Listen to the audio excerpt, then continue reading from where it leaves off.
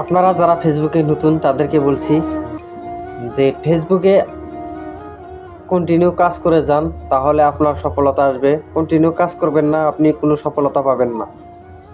তো বন্ধুরা, অনেকটা কষ্ট করে তোমরা ফেসবুক চ্যানেল চালাও, অথচ তোমরা ওখানে ভিডিও আপলোড করো, অথচ তোমাদের চ্যানেলে ভিউজ আসে না, সাবস্ক্রাইব পারে না, তোমার চ্যানেলটা গ্রো হয় না।